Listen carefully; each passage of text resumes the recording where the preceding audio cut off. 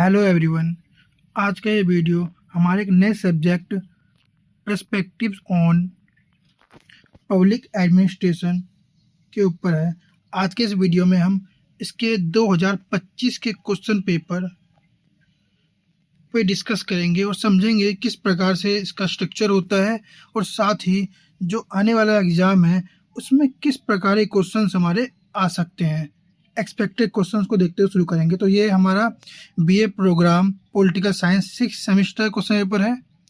चलिए शुरू करते हैं। सबसे पहले हम देखें तो टोटल हमें 90 मार्क्स का क्वेश्चन पेपर मिलता है। इसको सॉल्व करने के लिए हमें 3 घंटे का समय मिलता है। अगर इसके इंस्ट्रक्शन को देखें तो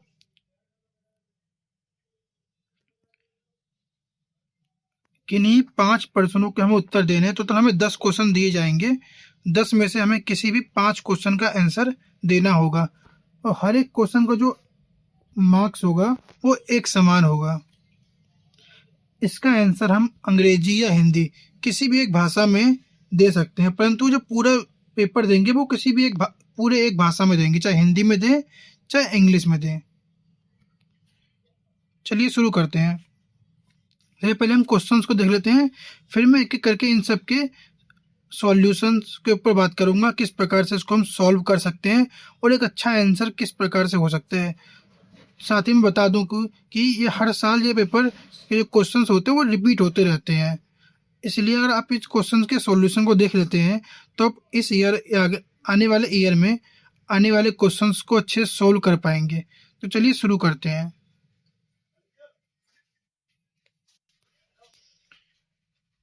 तो देखते हैं, हमारा पहला क्वेश्चन है, लोक प्रशासन को परिभाषित करें। लोक प्रशासन के दायरे और महत्व की जांच करें। अब इसके एक्सपेक्टेड सॉल्यूशन को देखते हैं। तो प्रस्तावना अर्थ में देखें तो प्रशासन शब्द संस्कृत के शास धातु के प्रसंग लगाने से बना है, जिसका अर्थ होता है उत्कृष्ट रीति से शासन करना या सेवा करना। अंग्रेजी का एडमिनिस्ट्रेशन शब्द लैटिन भाषा के एड अथवा मिनिस्ट्रेट से बना है, जिसका शाब्दिक अर्थ सेवा करना या लोगों की देखभाल करना है। अर्थात जो प्रशासन का अर्थ होता है वो आम लोगों की या जनता की सेवा करना होता है। जब प्रशासन का संबंध लोक से होता है तो उसे लोक प्रशासन कहा जाता है। अब इसकी प्रमुख परिभाषाएं को देखें तो एक विद्वान हुए जिनका नाम था वुड्रो विल्सन। वुड्रो विल्सन ने कहा, लोक प्रशासन कानून को विस्तृत और व्यवस्थित रूप से लागू करने का नाम है। उन्हें लोक प्रशासन का जनक भी माना जाता है, वुड्रो विल्सन को। एल डी वाइट, लोक प्रशासन में वह सभी कार्य शामिल हैं जिनका उद्देश्य सार्वजनिक नीति को पूरा करना या लागू करना है। हर्बर्ट साइमन, इनके अनुसार सामान्य प्रयोग में लोक प्रशासन का अर्थ केंद्रीय, प्रांतीय और स्थानीय स्तरों की कार्यपालिका शाखाओं की गतिविधियों से है। अगर इसके कार्य क्षेत्र की बात करें लोक प्रशासन की, तो लोक प्रशासन के दायरे को समझने के 2 प्रमुख दृष्टिकोण हैं। एक दृष्टिकोण जो कि का पार्श्वकर्व दृष्टिकोण है, जिसे लूथर गुलिक द्वारा प्रतिपादित यह दृष्टिकोण प्रशासन पर तकनीक पर बल देता है। इसके अनुसार पी से प्लानिंग यानी योजना बनाना, ओ से ऑर्गेनाइजिंग संगठनात्मक ढांचा तैयार करना, एस से स्टाफिंग कर्मचारियों को भर्ती और प्रशिक्षण देना, डी से डायरेक्टिंग आदेश और निर्देश देना, सी ओ यानी कोऑर्डिनेटिंग विभिन्न विभागों के बीच तालमेल बैठाना, आर फॉर रिपोर्टिंग अधिकारियों को कार्य की प्रगति की रिपोर्ट देना, बी से बजटिंग वित्तीय योजना का लेखा जोखा तैयार करना। अन्य दृष्टिकोण देखें तो विषय विशिष्ट दृष्टिकोण के अनुसार यह दृष्टिकोण कहता है कि केवल तकनीकी पर्याप्त नहीं है, प्रशासन का सार उन सेवाओं में है जो वह प्रदान करता है, जिसे स्वास्थ्य, शिक्षा, रक्षा और कृषि। लोक प्रशासन का महत्व को देखें तो आधुनिक युग में लोक प्रशासन सभ्यता का आधार है। इसका महत्व निम्नलिखित बिंदुओं में स्पष्ट होता है। कल्याणकारी राज्य का मुख्य यंत्र। आधुनिक राज्य पुलिस राज्य से बदलकर कल्याणकारी राज्य बन गए हैं। शिक्षा, स्वास्थ्य और गरीबी उन्मूलन जैसी परियोजनाएं प्रशासन के बिना संभव नहीं है। नीति क्रियान्वयन। सरकार की मंशा नीतियों के रूप में होती है, जिन्हें जमीन पर उतारने का कार्य लोक प्रशासन करता है। सामाजिक आर्थिक परिवर्तन का साधन। जवाहरलाल नेहरू के अनुसार लोक प्रशासन के सामाजिक न्याय और सामाजिक परिवर्तन का महान साधन है। लोकतंत्र की स्थिरता। सरकारें बदलती रहती हैं, लेकिन प्रशासन का एक अस्थायी तंत्र के रूप में देश की स्थिरता और निरंतरता बनाए रखता है। संकट प्रबंधन, जैसे महामारी हो, कोविड-19 हो गया, प्राकृतिक आपदाओं या दंगों के समय लोक प्रशासन ही प्रथम प्रतिक्रियादाता होता है। अंततः हम निष्कर्ष में कह सकते हैं कि लोक प्रशासन केवल सरकारी कार्यों का प्रबंधन नहीं, बल्कि यह नागरिक जीवन की धुरी है। जैसा कि चार्ल्स बियर्ड ने कहा है कि प्रशासन से अधिक महत्वपूर्ण और कोई विषय नहीं हो सकता। सभ्यता के भविष्य हमारी कुशल प्रशासन विकसित करने की क्षमता पर निर्भर करता है। हम सेकंड क्वेश्चन को देखें तो वो है हमारा, लोक प्रशासन के विषय में विकास में प्रमुख मील के पत्थरों पर चर्चा करें। इसके सॉल्यूशन को देखें तो लोक प्रशासन का अस्तित्व उतना ही पुराना है जितना मानव सभ्यता, लेकिन एक शैक्षणिक विषय के रूप में इसका विकास 19वीं शताब्दी के उत्तरार्ध में शुरू हुआ। इसके विकास की यात्रा की पहचान की खोज की यात्रा कहा जा सकता है। प्रथम चरण, राजनीतिक प्रशासन द्वैत भाव, 1887 से 1926 के। यह इस विषय का जन्म काल था। आधार देखें तो 1887 में वुड्रो विल्सन जो का लेख प्रशासन का अध्ययन, विल्सन को लोक प्रशासन का जनक भी कहा था। यानी जैसे पहले अपने एक लेख प्रशासन के अध्ययन में वुड्रो विल्सन ने लोक प्रशासन की बात कही थी, इसकी अवधारणा पेश की। मुख्य विशेषता। विल्सन ने तर्क दिया कि प्रशासन राजनीति के दायरे से बाहर है। राजनीति का कार्य नीति निर्माण है, जबकि प्रशासन का कार्य उन नीतियों का निष्पक्ष क्रियान्वयन है। महत्वपूर्ण उपलब्धि की बात करें तो इसमें एल.डी. वाइट की पुस्तक introduction to the study of public administration I, जिसने इसे वैज्ञानिक आधार प्रदान किया। किसको? लोक प्रशासन को। अब द्वितीय चरण को देखें तो प्रशासन का स्वर्ण सिद्धांत 1927 से 1937 के बीच। इस चरण के सिद्धांत को स्वर्ण युग कहा जाता है। इसका आधार W.F. वोल्वी की पुस्तक प्रिंसिपल ऑफ पब्लिक एडमिनिस्ट्रेशन 1927 में दिया गया। इसकी मुख्य विशेषताओं को देखें तो विद्वानों ने माना कि प्रशासन कुछ सार्वभौमिक सिद्धांत होता है, जैसे पद सौंपन, आदेश की एकता। यदि इन्हें अपनाया जाए तो प्रशासन अधिक कुशल बनेगा। महत्वपूर्ण योगदान को देखें तो इसके लूथर गुलिक और उर्विक का POSDCRB का सिद्धांत इसी समय लोकप्रिय हुआ। तृतीय चरण को देखें तो इसे कहा जाता है चुनौतियों का युग, जो कि 1938 से 1947 के बीच का था। इस काल में पिछले सिद्धांतों पर सवाल उठाए गए। आधार हर्बर्ट साइमन और चेस्टर बर्नार्ड के विचार। मुख्य विशेषता। साइमन ने प्रशासनिक सिद्धांतों को कहावतें कहकर उनकी आलोचना की। उन्होंने कहा कि प्रशासन केवल नियमों का समूह नहीं है, बल्कि यह मानवीय व्यवहार और निर्णय लेने की प्रक्रिया पर आधारित है। महत्वपूर्ण मोड़। हॉर्थॉर्न प्रयोगों ने प्रशासन में मानवीय संबंधों के महत्व को उजागर किया। चतुर्थ चरण, पहचान का संकट 1948 से 1970। सिद्धांतों का खंडन के बाद यह विषय अपनी मौलिकता के लिए संघर्ष करने लगा। मुख्य विशेषताएं। लोक प्रशासन फिर से राजनीति के विज्ञान की ओर झुका या प्रबंधन की ओर। नया विकास। इस संकट के बीच तुलनात्मक लोक प्रशासन और विकास प्रशासन जैसे नए क्षेत्रों का जन्म हुआ ताकि प्रशासन के को विकासशील देशों के संदर्भ में समझा जा सके। प्रथम चरण नवीन लोक प्रशासन एनपीए यानी कि नई लोक प्रशासन 1971 से 1990 के बीच में। इस चरण में प्रशासन के समाज के प्रति उत्तरदायी बनाया। आधार 1968 के प्रथम मुनरो बुक सम्मेलन। मुख्य विशेषता प्रशासन में कार्य कुशलता के स्थान पर सामाजिक प्रासंगिकता, मूल्यों और सामाजिक न्याय पर जोर दिया गया। प्रशासन को जनता के प्रति अधिक संवेदनशील बनाने की वकालत की गई। छठा चरण जिसे आधुनिक काल माना जाता है, जो 1991 से लेकर वर्तमान समय का है, यह सुशासन का युग है। मुख्य विशेषता इसमें नवीन लोक प्रबंधन की शुरुआत हुई, जिसमें निजी क्षेत्र के तकनीकों को सरकारी प्रशासन में लाने का प्रयास किया गया। वर्तमान रुझान अब जोर बाजार आधारित प्रशासन, पारदर्शिता, ई गवर्नेंस और नागरिक अधिकार पत्रों यानी सिटीजन चार्टर्स पर है, जो कि यानी कि सुशासन का एक महत्वपूर्ण बिंदु या महत्वपूर्ण प्रकार हो सकता है। निष्कर्ष लोक प्रशासन का विकास एक यांत्रिक व्यवस्था से शुरू होकर आज एक मानवीय और डिजिटल व्यवस्था तक पहुंच गया है। आज यह केवल सरकारी कार्यों का प्रबंधन नहीं है, बल्कि सामाजिक आर्थिक न्याय सुनिश्चित करने का एक सशक्त माध्यम है।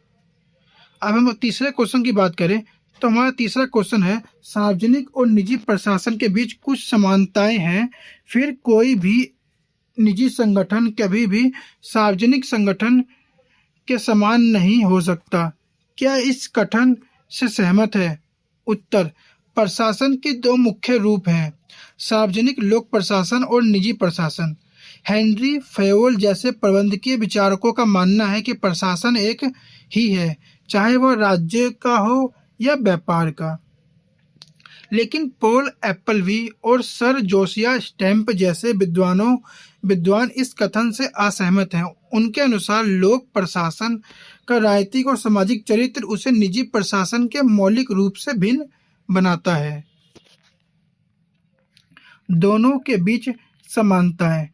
अनेक आधुनिक विद्वान दोनों को एक समान मानते हैं, क्योंकि दोनों में समान तकनीकें हैं, जैसे नियोजन, संगठन, लेखांकन और सांख्यिकी जैसे तकनीकों दोनों के समान रूप से प्रयुक्त होते हैं। पद सौंपन हायरार्की दोनों ही संगठनों में ऊपर से नीचे की ओर अधिकार और उत्तरदायित्व का एक ढांचा होता है। कर्मिक प्रबंधन कर्मचारियों की भर्ती, प्रशिक्षण, उनके प्रबंधन की समस्याएं दोनों में एक जैसी होती हैं। लोक संपर्क आज निजी कंपनियां भी अपनी छवि सुधारने के लिए जनसंपर्क करने और सरकारें भी अपनी योजनाओं के प्रचार के लिए इस तकनीक का सहारा लेती है। इनके मध्य मौलिक अंतरों को देखें तो क्यों निजी संगठन कभी सार्वजनिक नहीं हो सकता? समानताएं के बावजूद निम्नलिखित आधारों पर यह सिद्ध होता है कि निजी संगठन कभी भी सार्वजनिक संगठनों का स्थान नहीं ले सकता। वो आधार है हमारे जैसे लोक बनाम सेवा, प्रॉफिट वर्सेस सर्विस। निजी प्रबंधन का अस्तित्व ही लाभ पर टिका है। इसके विपरीत लोक प्रशासन का उद्देश्य जन सेवा है। उदाहरण के लिए दुर्गम पहाड़ियों के क्षेत्र में डाक सेवा पहुंचाना सरकार का कर्तव्य है, भले ही उसमें घाटा हो। निजी क्षेत्र केवल वहीं निवेश करता है जहां मुनाफा मिलता हो। राजनीतिक वातावरण लोक प्रशासन एक राजनीतिक ढांचे के भीतर कार्य करता है। प्रशासन अधिकारी मंत्रियों के प्रति जवाबदेह होते हैं। निजी प्रशासन में राजनीति से सीधा और संस्थागत संबंध नहीं होता, वह केवल बाजार की मांग और आपूर्ति के अनुसार चलता है। सार्वजनिक उत्तरदायित्व लोक प्रशासन का कार्य जनता की सूक्ष्म दृष्टि जैसे मीडिया, आरटीआई, जुडिशरी के नीचे होता है। एक सरकारी अधिकारी को अपने हर पैसे और निर्णय का हिसाब जनता को देना पड़ता है। निजी संगठनों में ऐसी गहन सार्वजनिक जवाबदेही का अभाव होता है। व्यवहार की एकरूपता सरकार के लिए कानून के समक्ष सब समान है। वह अपने नागरिकों के साथ सेवाओं में भेदभाव नहीं कर सकती, जबकि एक निजी कंपनी अपने प्रीमियम ग्राहकों को विशेष सुविधा दे सकती है, दूसरों को मना कर सकती है। संप्रभु शक्ति और एकाधिकार लोक प्रशासन राज्य की संप्रभु शक्ति का प्रतिनिधित्व करता है। रक्षा, जेल प्रबंधन, मुद्रा, न्याय जैसे कार्य केवल सार्वजनिक प्रशासन ही कर सकता है। कोई भी निजी संगठन किसी व्यक्ति को दंडित करने या युद्ध घोषित करने की शक्ति नहीं रख सकता। अंततः हम निष्कर्ष में कह सकते हैं, यद्यपि वैश्वीकरण के इस युग में नवीन लोक प्रबंधन के कारण दोनों के बीच की दूरियां कम हुई है, फिर भी सरकारें निजी क्षेत्र की दक्षता को अपना रही हैं। फिर भी लोक प्रशासन का सार्वजनिक उत्तरदायित्व और कल्याणकारी चरित्र उसे निजी प्रशासन से हमेशा विशिष्ट बनाए रखता है। अंततः यह कथन पूर्णतः सत्य है कि कोई भी निजी संगठन कभी भी सार्वजनिक संगठन के समान नहीं हो सकता। चलिए अगला क्वेश्चन देखते हैं। तो हमारा अगला क्वेश्चन है, फ्रेडरिक टेलर द्वारा प्रस्तावित वैज्ञानिक प्रबंधन के सिद्धांतों की व्याख्या करें। यह पारंपरिक प्रबंधन प्रथाओं से किस प्रकार भिन्न है? उत्तर देखें तो फ्रेडरिक विंस्लो टेलर को वैज्ञानिक प्रबंधक का जनक कहा जाता है। 20वीं शताब्दी के प्रारंभ में उन्होंने प्रबंधन के क्षेत्र में क्रांतिकारी विचारधारा प्रस्तुत की, जिसका मुख्य उद्देश्य कार्य कुशलता को बढ़ाना और अपव्यय को कम करना था। उनकी प्रसिद्ध पुस्तक principles of the scientific management, जो कि 1911 में प्रकाशित हुई, ने आधुनिक औद्योगिक प्रबंधन की नींव रखी। वैज्ञानिक प्रबंधन के मूलभूत सिद्धांतों को देखें तो टेलर ने पारंपरिक विधियों को त्याग कर निम्नलिखित 4 वैज्ञानिक सिद्धांतों का प्रस्ताव दिया। अंगूठा टेक नियम के स्थान पर विज्ञान। टेलर के अनुसार कार्य करने के पुराने लकीर के फकीर वाले तरीकों को छोड़कर प्रत्येक कार्य को वैज्ञानिक विश्लेषण किया जाना चाहिए। कार्य की प्रत्येक गतिविधि के लिए सर्वश्रेष्ठ तरीका खोजा जाना चाहिए। मैत्री न कि मतभेद। प्रबंधन के श्रमिकों को के बीच पूर्ण तालमेल होना चाहिए। टेलर को मानसिक क्रांति का आह्वान किया, जिसमें दोनों पक्ष एक दूसरे के प्रतिद्वंदी न मानकर एक दूसरे का पूरक समझें। सहयोग न कि व्यक्तिवाद।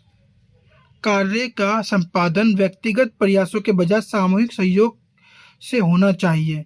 श्रमिकों के प्रबंधन द्वारा निर्धारित मानकों को पूरा करने में सहयोग करना चाहिए और प्रबंधन को श्रमिकों के कल्याण का ध्यान रखना चाहिए। चौथा, प्रत्येक व्यक्ति को उसकी अधिकतम कुशलता तक विकास। प्रत्येक श्रमिक का वैज्ञानिक पद्धति से चयन होना चाहिए और उसे समय समय पर प्रशिक्षित किया जाना चाहिए ताकि वह उच्चतम क्षमता से कार्य कर सके। पारंपरिक प्रथाओं से भिन्नता। टेलर के वैज्ञानिक प्रबंधन परंपरागत प्रबंधन, जिसे वह लगाव और भगाव या प्रभाव या इंटेंसिव एंड इंसेंटिव प्रबंधन कहते हैं, से निम्नलिखित आधारों पर भिन्न है। आधार प्रबंधन, पारंपरिक प्रबंधन और वैज्ञानिक प्रबंधन, इसको देखते हैं अलग अलग। तो आधार के देखें तो कार्य की विधि। अब ऐसे पुराने पारंपरिक प्रबंधन को देखें तो पुराने अनुभवों और अनुमानों पर आधारित था, जबकि तकनीक में देखें तो समय का अध्ययन और गति अध्ययन पर आधारित है। चयन प्रक्रिया। श्रमिकों का चयन अनौपचारिक और व्यक्तिगत पसंद के आधार पर यह परंपरागत में होता था, जबकि जो व्यवहारिक है, जो कि आधुनिक है, उसके अंदर शारीरिक और मानसिक योग्यता के आधार पर वैज्ञानिक चयन और प्रशिक्षण। मजदूरी यानी समान वेतन प्रणाली, चाहे वह उत्पादन कितना भी हो, यह परंपरागत में होता था, जबकि आधुनिक में विवेचनात्मक कार्य दर प्रणाली, अधिक उत्पादन पर अधिक मजदूरी मिलनी चाहिए। कार्य का विभाजन।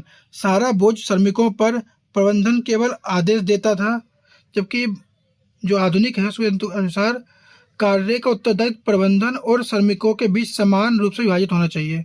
विशेषज्ञता। एक ही फोरमैन यानी सुपरवाइजर सब देखता था। कार्यात्मक फोरमैनशिप यानी फंक्शनल फोरमैनशिप, एक श्रमिक को 8 विशेषज्ञ फोरमैन निर्देशित करते हैं।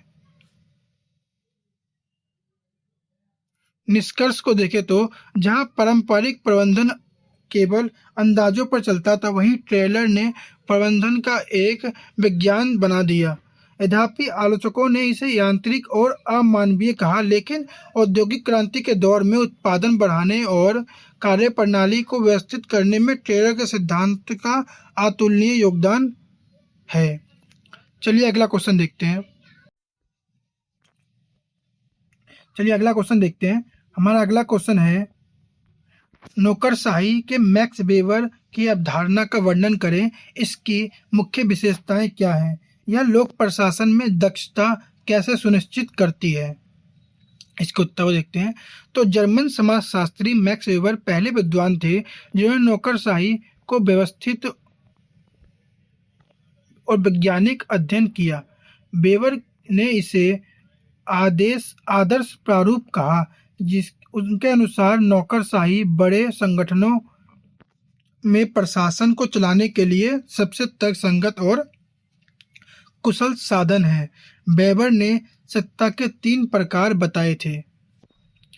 पारंपरिक सत्ता जो रीति रिवाजों पर आधारित हो जैसे राजा, करिश्माई सत्ता जो किसी व्यक्ति को व्यक्तित्व पर आधारित हो जैसे कोई बड़ा नेता, कानूनी तर्कसंगत सत्ता जो लिखित नियमों और कानूनों पर आधारित हो नौकरशाही की तीसरी सत्ता का आधार है। नौकरशाही की मुख्य विशेषताओं को देखें तो वेबर के अनुसार एक आदर्श नौकरशाही में निम्नलिखित विशेषताएं होनी चाहिए, जैसे श्रम विभाजन प्रत्येक कर्मचारी का कार्य निश्चित होता है, योग्यता के अनुसार कार्यों का बंटवारा किया जाता है ताकि विशेषज्ञता आए कार्य में। पद सोपान हायरार्की संगठन में ऊपर से नीचे की ओर एक पिरामिड जैसा ढांचा होता है। प्रत्येक अधीनस्थ अधिकारी अपने उच्च अधिकारी के नियंत्रण और निरीक्षण में कार्य करता है। लिखित नियम प्रशासन भावनाओं या पसंद या नापसंद से नहीं बल्कि लिखित नियमों से चलती है। इससे कार्यों में निरंतरता और एकरूपता बनी रहती है। इसके अलावा अन्य विशेषताओं को देखें तो हम निर्व्यक्तिवाद यानी इम्पर्सनैलिटी, निर्णय लेते समय अधिकारी को व्यक्तिगत भावनाओं या संबंधों का अलग रखना होता है। कानून सबके लिए समान होता है। योग्यताओं पर आधारित चयन कर्मचारियों की नियुक्ति भाई भतीजावाद से नहीं बल्कि तकनीकी योग्यताओं पर परीक्षाओं और योग्यताओं के आधार पर की जाती है। निश्चित वेतन और करियर अधिकारियों को निश्चित वेतन और पदोन्नति के अवसर मिलते हैं जिससे वह संगठन के प्रति वफादार बने रहते हैं। यह दक्षता कैसे सुनिश्चित करती है?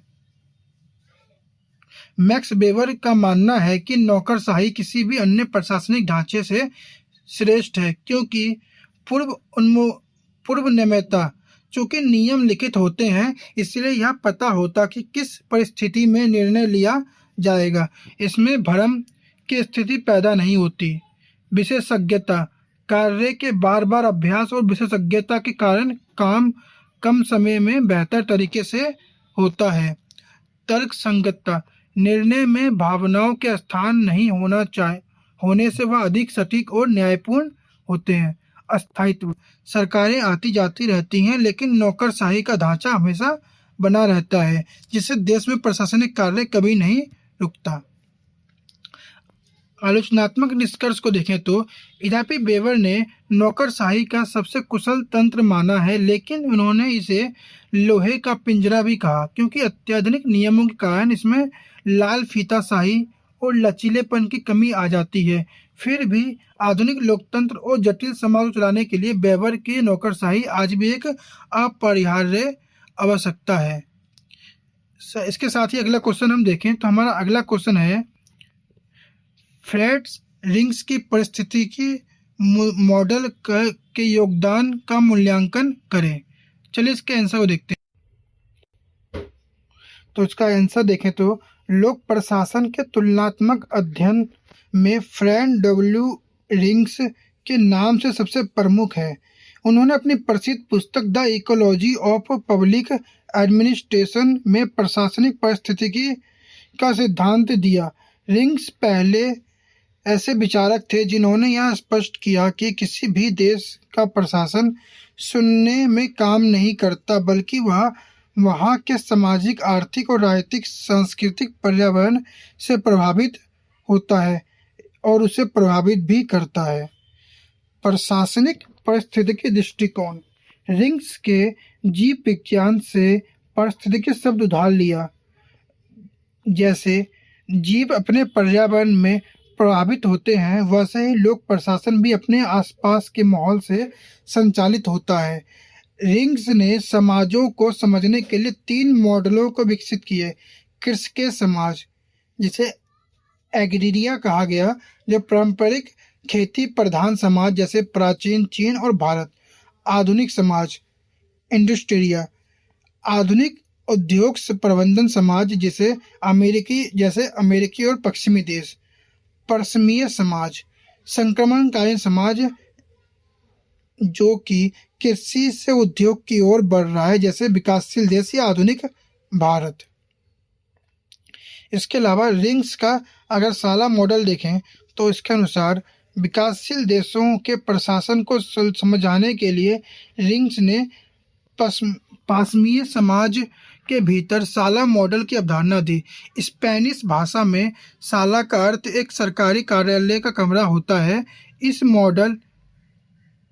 मॉडल की 3 मुख्य विशेषताएं हैं जो इसके योगदान को समझने के लिए जरूरी है। अगला देखें, विषमता।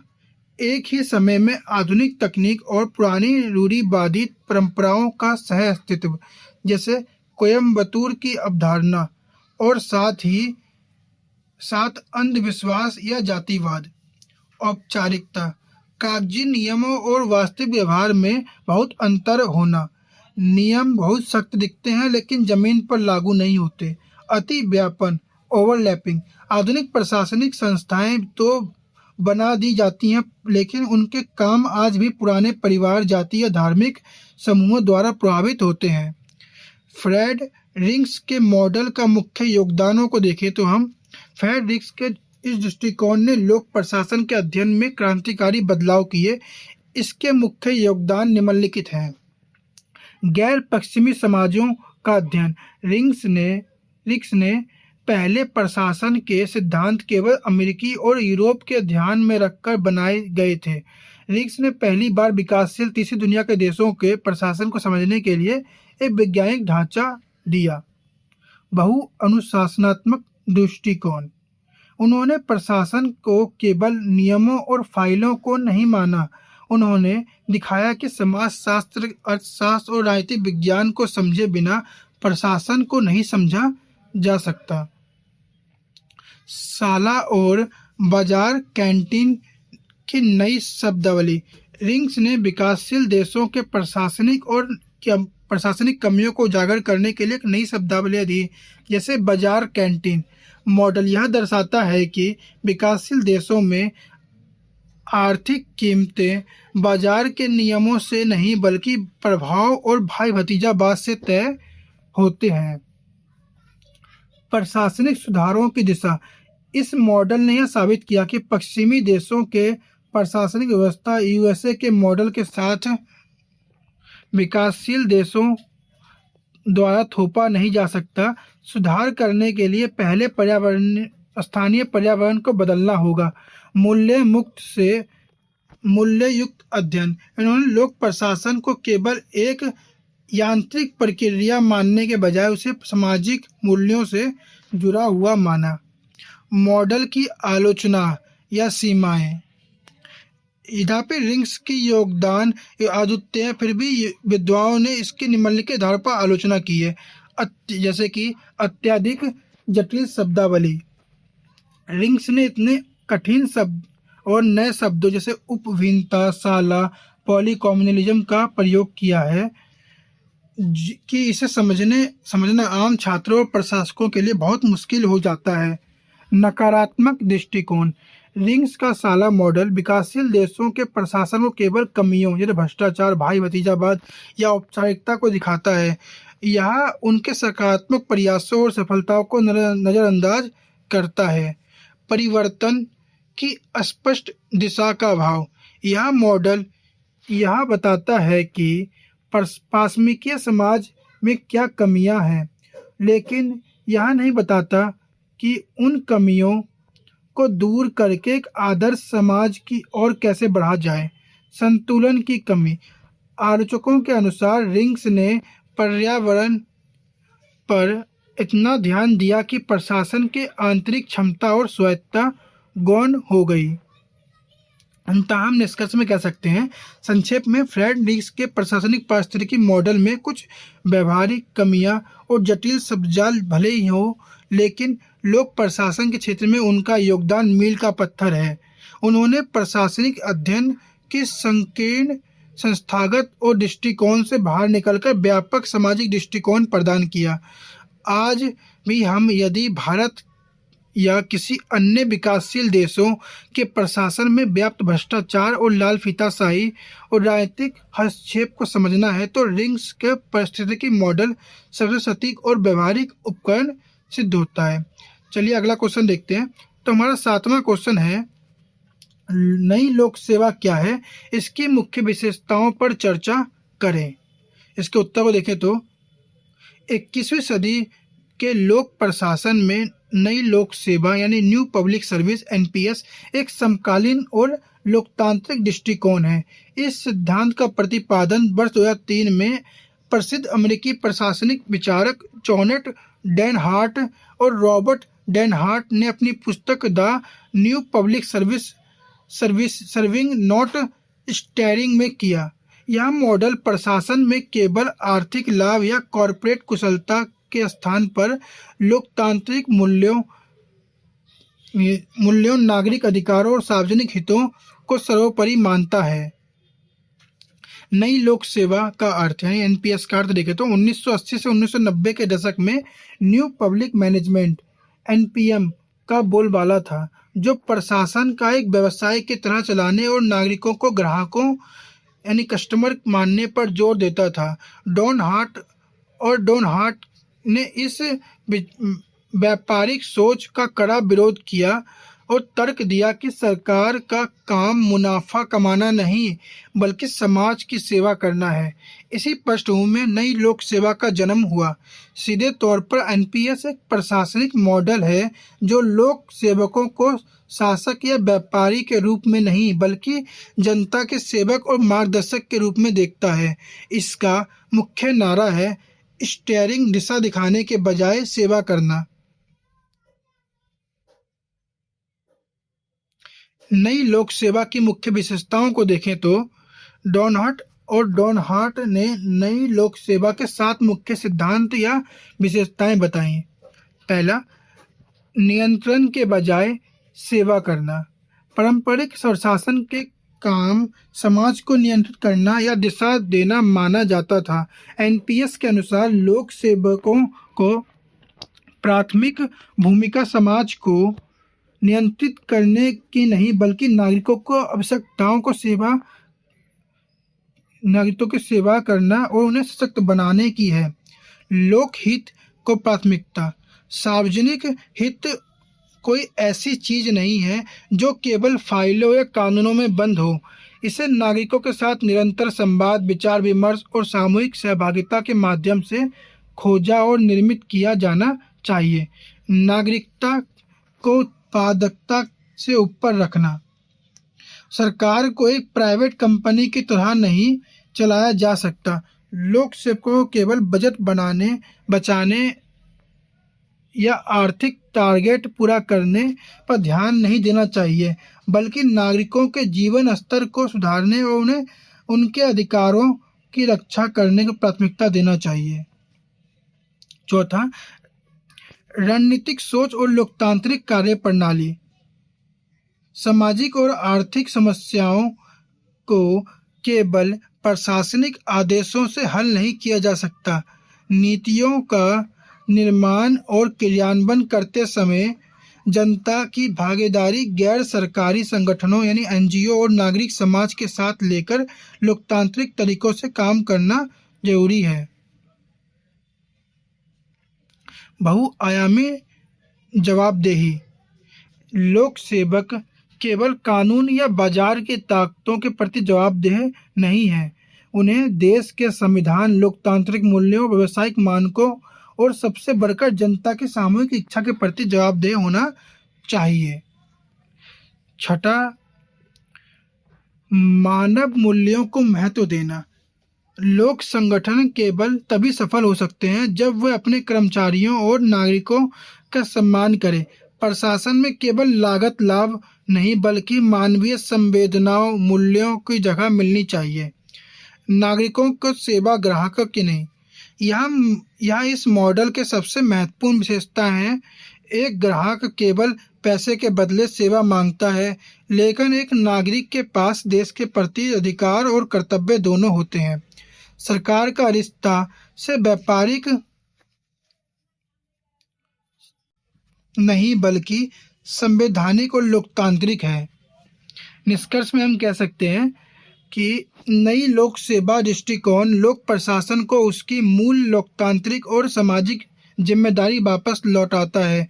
यह मॉडल यह स्पष्ट करता है कि लोक संगठनों का अंतिम लक्ष्य केवल आर्थिक कुशलता या व्यावसायिक लाभ प्राप्त करना नहीं है, बल्कि न्याय, समता और नागरिक कल्याण जैसे लोकतांत्रिक मूल्यों को जीवित रखना है। वर्तमान कल्याणकारी राज्यों के सफल संचालन के लिए नई लोक सेवा एक अत्यंत प्रशासनिक और व्यवहारिक मॉडल है। हम 8वां क्वेश्चन को देखें तो शासन के संदर्भ में लोक प्रशासन में नारीवादी दृष्टिकोण का विश्लेषण करें। चलिए इसका उत्तर देखते हैं। लोक प्रशासन के समकालीन सिद्धांतों में नारीवादी दृष्टिकोण एक अत्यंत महत्वपूर्ण और आलोचनात्मक विचारधारा है। पारंपरिक रूप से लोक प्रशासन को तटस्थ, तार्किक और मूल्य मुक्त माना जाता रहा है, परंतु कैमिला स्टीवर्स जैसे नारीवादी विचारकों का तर्क है कि पारंपरिक लोक प्रशासन अनजाने में पितृसत्तात्मक और पुरुष प्रधान मूल्यों पर आधारित रहा है।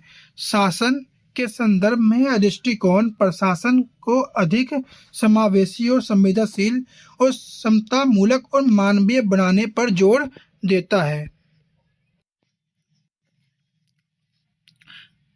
लोक प्रशासन में नारीवादी दृष्टिकोण का अर्थ। नारीवादी दृष्टिकोण का अर्थ केवल प्रशासन में महिलाओं की संख्या बढ़ाना नहीं है, बल्कि प्रशासनिक सोच, नीतियों और कार्यप्रणाली में नारीकरण करना है। यह दृष्टिकोण इस बात का विश्लेषण करता है कि कैसे पारंपरिक प्रशासनिक मूल्यों जैसे अत्यधिक पदानुक्रम, कठोर नियंत्रण और केवल आर्थिक कुशलता और महिलाओं के समाज को कमजोर वर्गों की आवश्यकता को नजरअंदाज करते हैं। सुशासन के लिए यह मॉडल शक्ति और नियंत्रण के स्थान पर सहयोग और सेवा को प्राथमिकता देता है। शासन के संदर्भ में मुख्य विशेषताएं। शासन व्यवस्था के विश्लेषण हेतु नारीवादी दृष्टिकोण निम्नलिखित मुख्य बिंदुओं और सिद्धांतों पर बल देता है, जैसे पदानुक्रम का विरोध और समतल संरचना। पारंपरिक प्रशासन पदानुक्रम ऊपर से नीचे के आदेश की व्यवस्था पर चलता है, जिसे नारीवादी विचारक पुरुष प्रधान नियंत्रण का प्रतीक मानते हैं। इसके विपरीत यह दृष्टिकोण समतल और नेटवर्क आधारित संरचना की वकालत करता है, जहां सभी स्तरों पर आपसी सहयोग से काम हो। शक्ति पर नियंत्रण के बजाय सामूहिक शक्ति। पारंपरिक प्रशासन में शक्ति का अर्थ दूसरों को नियंत्रित करना होता है। नारीवादी मॉडलों के अनुसार शासन में शक्ति का अर्थ सामूहिक क्षमता और सशक्तिकरण होना चाहिए, जिसे समाज का अंतिम व्यक्ति का लाभ पहुंचे। तर्कशीलता के साथ मानवीय संवेदना। मैक्स वेबर के पारंपरिक नौकरशाही मॉडल में भावनाओं और संवेदनाओं के लिए कोई जगह नहीं है। नारीवादी दृष्टिकोण का मानना है कि एक आदर्श शासन केवल ठंडे कानूनों से नहीं चल सकता, उन्हें सहानुभूति, देखभाल और मानवीय करुणा का होना अनिवार्य है। सार्वजनिक और निजी क्षेत्र के अंतर को समाप्त करना। पारंपरिक लोक प्रशासन केवल सार्वजनिक जीवन का अपना विषय मानता है और घरेलू समस्याओं को निजी मामला छोड़ देता था। नारीवादी दृष्टिकोण का प्रसिद्ध नारा है, व्यक्तिगत ही राजनीतिक प्रशासनिक है। अंततः प्रशासन को घरेलू हिंसा, पोषण और बाल देखभाल जैसे मुद्दों को भी प्रशासनिक नीतियों का केंद्र में लाना चाहिए। जेंडर बजटिंग और समावेशी नीतियां, यह दृष्टिकोण मांग करता है कि सरकार की हर नीति का बजट और मूल्यांकन इस आधार पर होना चाहिए कि उसका महिलाओं और वंचितों पर क्या प्रभाव पड़ रहा है और विकास का लाभ समाज के हर वर्ग और समान रूप से मिलना चाहिए। निष्कर्षतः हम लोक प्रशासन में नारीवादी दृष्टिकोण केवल एक वर्ग का सिद्धांत नहीं है, बल्कि यह समग्र शासन व्यवस्था को लोकतांत्रिक और मानवीय बनाने का दर्शन है। यह मैक्स वेबर की कठोर और मशीन जैसी नौकरशाही की एक संवेदनशील उत्तरदायी तंत्र बनाने का मार्ग है प्रशस्त करता है। समकालीन सुशासन की प्राप्ति तब तक संभव है जब तक प्रशासनिक तंत्र में नारीवादी मूल्यों जैसे सहानुभूति, समता और सामूहिक सहभागिता को शामिल ना किया जाए। इसके साथ ही हमारा 8वां क्वेश्चन भी एंड हो गया। अगला क्वेश्चन देखते हैं। हमारा 9th क्वेश्चन है, भारतीय प्रशासन व्यवस्था में सुशासन के नैतिक आयामों की जांच करें। इसके उत्तर को देखें तो भारतीय प्रशासनिक व्यवस्था में सुशासन का उद्देश्य केवल नीतियों को लागू करना नहीं, बल्कि नागरिक के जीवन स्तरों को बेहतर बनाना और न्याय सुनिश्चित करना है। सुशासन की इस अवधारणा में नैतिक आयाम रीढ़ की हड्डी की तरह हैं। जैसा कि कौटिल्य के अर्थशास्त्र और वर्तमान प्रशासनिक सुधार आयोगों में कहा गया है कि बिना नैतिकता के शासन में ना तो उत्तरदायी हो सकता है और ना ही लोक कल्याणकारी। भारतीय के संदर्भ में सुशासन का अर्थ नैतिकता युक्त शासन से है। शासन और नैतिक आयामों का अर्थ, शासन का अर्थ है एक ऐसी शासन व्यवस्था जैसे पारदर्शी और उत्तरदायी और न्यायसंगत हो। जब हम नैतिक आयामों की बात करते हैं तो इसका अर्थ है उन मानवीय मूल्यों और आदर्शों से होता है जो लोक सेवकों के आचरण और सरकारी नीतियों के सही दिशा देते हैं।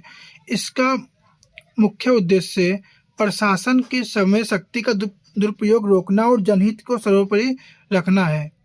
भारतीय प्रशासन व्यवस्था में सुशासन के मुख्य नैतिक आयाम, द्वितीयक प्रशासनिक सुधार आयोग और भारतीय सुधार संविधान के आलोक में सुशासन का मुख्य नैतिक आयाम निम्नलिखित है। सत्य, निष्ठा और ईमानदारी, यह सुशासन का सबसे पहला और अनिवार्य नैतिक आयाम है। इसका अर्थ है लोक सेवकों को वित्तीय और नैतिक दोनों रूपों में भ्रष्टाचार से मुक्त होना चाहिए। उन्हें निजी लाभ के ऊपर सार्वजनिक कर्तव्य को प्राथमिकता देनी चाहिए। वस्तुनिष्ठता और निष्पक्षता, भारतीय समाज और अत्यधिक विविधतापूर्ण ऐसे ही प्रशासन के नैतिक कर्तव्य है कि वह जाति, धर्म और लिंग के राजनीतिक दबाव से ऊपर उठकर पूरी तरह निष्पक्ष होकर निर्णय ले। सरकारी योजनाओं का लाभ बिना किसी भेदभावपूर्ण के सभी को मिलना चाहिए। पारदर्शिता और सूचना का अधिकार, नैतिक शासन का मांग है सरकार और जनता के बीच कोई रहस्य ना हो। सूचना का अधिकार, आरटीआई एक्ट 2005 इस नैतिक आयामों को मजबूत करता है, जिससे प्रशासनिक निर्णयों में गोपनीयता की जगह खुलापन आता है। उत्तरदायित्व और जवाबदेही, लोक सेवकों को अपने हर कार्य और निर्णय के लिए जनता और कानून के प्रति जवाबदेह होना चाहिए। यदि किसी प्रशासनिक चूक से जनता को परेशानी होती है तो उसकी जिम्मेदारी स्वीकार करना एक महत्वपूर्ण मूल्य है। सहानुभूति और करुणा, भारत एक कल्याणकारी राज्य है जहां आज भी गरीबी और असमानता है। अंततः भारतीय प्रशासन में एक अनिवार्य नैतिक आयाम यह है कि वह समाज के सबसे कमजोर, वंचित और गरीब वर्गों के प्रति संवेदनशील और करुणामयी हो। लोक सेवा के प्रति समर्पण, लोक सेवा केवल एक आजीविका या नौकरी नहीं है, बल्कि यह राष्ट्र निर्माण का एक साधन है। लोक सेवकों में जनता के सेवा के लिए स्वैच्छिक प्रतिबद्धता और त्याग की भावना होना आवश्यक है। नैतिक आयामों के मार्ग में मुख्य चुनौतियां यानी चैलेंजेस, भारतीय प्रशासनिक व्यवस्था में इन नैतिक आयामों को पूरी तरह लागू करने में के प्रमुख बाधाएं भी हैं। भ्रष्टाचार और लाल फीताशाही, निजी स्वार्थ के कारण प्रशासनिक निष्पक्षता और सत्यनिष्ठा प्रभावित होती है। राजनीतिकरण, राजनेताओं और नौकरशाहों के अनैतिक गठजोड़ प्रशासनिक तटस्थता को कमजोर करते हैं। सहानुभूति की कमी, कई बार नियमों का अत्यधिक कठोर पालन यानी रिजिड रूल्स के चक्कर में गरीब नागरिकों को प्रति मानवीय संवेदना खो जाती हैं। अंततः हम निष्कर्ष में कह सकते हैं कि भारतीय प्रशासनिक व्यवस्था में सुशासन की प्राप्ति तब तक संभव नहीं है जब तक कि नैतिक आयामों को पूरी तरह से आत्मसात न किया जाए। कानून और नियम केवल एक बाहरी ढांचा तैयार करता है, लेकिन प्रशासन को संवेदनशील और जीवंत बनाने का काम लोक सेवकों को आंतरिक नैतिकता ही करती है। द्वितीय प्रशासनिक सुधार आयोग ने भी माना है कि प्रशासन में सुशासन का अर्थ केवल तकनीकी कुशलता नहीं बल्कि नैतिक मूल्यों की पुनर्स्थापना है। चलिए 10वां क्वेश्चन देखते हैं। 10वें क्वेश्चन में कुल हमें 4 टॉपिक दिए जाएंगे। इन 4 टॉपिक में से किसी भी 2 टॉपिक पे हमें लिखना है। चलिए देखते हैं। तो पहला टॉपिक है हमारा राजनीतिक प्रशासन द्विभाजन। राजनीतिक प्रशासन द्विभाजन लोक प्रशासन के विकास का सबसे प्रारंभिक और बुनियादी सिद्धांत है। इस विचार का प्रतिपादन लोक प्रशासन के जनक वुड्रो विल्सन ने अपने 1887 के लेख द स्टडी ऑफ एडमिनिस्ट्रेशन में किया था। बाद में फ्रैंक गवर्नाउ ने अपनी पुस्तक पॉलिटिक्स एंड एडमिनिस्ट्रेशन, जो कि 1900 में आई, में इसे और अधिक सुदृढ़ किया। इस सिद्धांत के मुख्य तर्क हैं राजनीति और सरकार को 2 बिल्कुल अलग अलग हिस्से हैं। राजनीति का कार्य नीति निर्माण करना है, यह जनता की इच्छाओं और राजनीतिक मूल्यों को तय करती है। प्रशासन कार्य उन नीतियों का कुशलतापूर्वक और निष्पक्षता से लागू करना है। इस विभाजन का मुख्य उद्देश्य प्रशासन को राजनीतिक हस्तक्षेप, भ्रष्टाचार और राजनीतिक दलों के लूट प्रणाली से बचाना था। विल्सन का मानना था कि प्रशासन राजनीतिक के दायरे से बाहर है और प्रशासनिक पर्सन राजनीतिक पर्सन नहीं होते। वे प्रशासन के एक तकनीकी और व्यवसायिक क्षेत्र मानते थे जिसे व्यावसायिक कुशलता के साथ चलाया जाना चाहिए। अंततः हम निष्कर्ष में कह सकते हैं आधुनिक समय में यह द्विभाजन पूरी तरह से व्यवहारिक नहीं रहा है, क्योंकि लोक सेवक भी नीति निर्माण में महत्वपूर्ण भूमिका निभाते हैं। फिर भी प्रशासनिक तटस्थता और सुशासन बनाए रखने में इस सिद्धांत के ऐतिहासिक महत्व है। नया लोक प्रशासन यानी NPA, न्यू पब्लिक एडमिनिस्ट्रेशन, लोक प्रशासन के इतिहास का एक युगांतकारी आंदोलन है जिसका उद्देश्य 1960 के दशक के उत्तरार्ध में अमेरिका में हुआ। इस विचारधारा को संस्थागत रूप देने में ड्वाइट बोल्डो और 1968 में प्रथम मुनम्ब्रुक सम्मेलन की मुख्य भूमिका थी। परंपरागत लोक प्रशासन की कठोरता और आंतरिक सोच के विरोध में इस नए दृष्टिकोण का जन्म हुआ। चलिए हम अगला देखते हैं। तो पारंपरिक प्रशासन केवल आर्थिक कुशलता और कम लागत पर जोर देता था। इसके विपरीत नया लोक प्रशासन इसे एक मानवीय और सामाजिक विज्ञान बनाने की वकालत करता है। इसके 4 मुख्य स्तंभ निम्नलिखित हैं: प्रासंगिकता, मूल्य, सामाजिक समता और परिवर्तन। इसको डिटेल में देखें तो प्रासंगिकता प्रशासन को फाइलों और दफ्तरों से बाहर निकलकर समाज के समकालीन समस्या जैसे गरीबी, दंगे, असमानता के प्रति प्रासंगिक होना चाहिए। मूल्य यह दृष्टिकोण प्रशासन को मूल्य मुक्त वैल्यू फ्री मानने से इनकार करता है। इनके अनुसार लोक सेवकों को तटस्थ रहने के बजाय गरीब और शोषित वर्गों का पक्ष लेना चाहिए। सामाजिक समता इसका मुख्य लक्ष्य समाज में समानता लाना है। प्रशासन ऐसी नीतियां बनानी चाहिए जो अमीरों और गरीबों के बीच खाई को कम करे। परिवर्तन नया लोक प्रशासन यथास्थितिवाद का विरोधी है। यह सामाजिक प्रगति के लिए प्रशासनिक संरचनाओं और नियमों में निरंतर बदलाव का समर्थन करता है। निष्कर्ष में देखें तो संक्षेप में नया लोक प्रशासन में केवल एक प्रबंधकीय उपकरण से बदलकर उसे सामाजिक न्याय और जन कल्याण का एक सक्रिय माध्यम बनाया। इसने पहली बार प्रशासन को एक मानवीय, संवेदनशील और समाज उन्मुख चेहरा प्रदान किया। हमारा तीसरा पॉइंट है लिंग और शासन यानी जेंडर एंड गवर्नेंस। आधुनिक प्रशासनिक सुधारों और सुशासन एक अत्यंत महत्वपूर्ण आयाम है। इनका मुख्य उद्देश्य शासन व्यवस्था में सभी स्तरों पर जेंडर असमानता को समाप्त करना और नीति निर्माण में महिलाओं की सक्रिय भागीदारी सुनिश्चित करना है। इस दृष्टिकोण के मुख्य बिंदु निम्नलिखित हैं। प्रतिनिधित्व और सशक्तिकरण। शासन में महिलाओं की भागीदारी केवल संख्या बढ़ाने के लिए नहीं बल्कि नीति निर्माण को अधिक संवेदनशील और समावेशी बनाना के लिए आवश्यक है। भारत में 73वें और 74वें संविधान संशोधन द्वारा पंचायतों में महिलाओं को मिला आरक्षण इसका बड़ा उदाहरण है। Gender budgeting. इसके अंतर्गत सरकार को बजट और योजनाओं का मूल्यांकन इस आधार पर किया जाता है कि उनका महिलाओं पर क्या प्रभाव पड़ रहा है। यह सुनिश्चित करना कि विकास का लाभ दोनों लिंगों पर समान रूप से मिले। संवेदनशील नीतियाँ। लिंग आधारित शासन महिलाओं के सुरक्षा, स्वास्थ्य, पोषण और रोजगार जैसे बुनियादी मुद्दों को प्रशासनिक प्राथमिकताओं को केंद्र में लाता है। पितृसत्तात्मक सोच का विरोध। यह दृष्टिकोण प्रशासन के पारंपरिक कठोर पुरुष प्रधान कार्यशैली को बदलकर उन्हें सहानुभूति, सहयोग और मानवीय करुणा जैसे मूल्यों को शामिल करने पर बल देता है। निष्कर्ष। संक्षेप में लिंग और शासन के अंतर संबंध यह स्पष्ट करता है कि कोई भी शासन व्यवस्था तब तक पूरी तरह से प्रशासनिक और सुशासन नहीं कहला सकती जब तक कि उसमें आधी आबादी महिलाओं के निर्णय लेने के प्रक्रिया में समान हिस्सेदारी का अधिकार न मिले। हमारा अंतिम पॉइंट है हर्बर्ट साइमन की सीमित तर्कसंगतता की अवधारणा। लोक प्रशासन का निर्माण के सिद्धांत एक क्रांतिकारी विचार है। साइमन ने शास्त्रीय विचारकों को पूर्ण आर्थिक मानव के सिद्धांत को खारिज करते हुए यह प्रतिपादन किया कि कोई भी मनुष्य या प्रशासक पूरी तरह से तार्किक निर्णय नहीं ले सकता।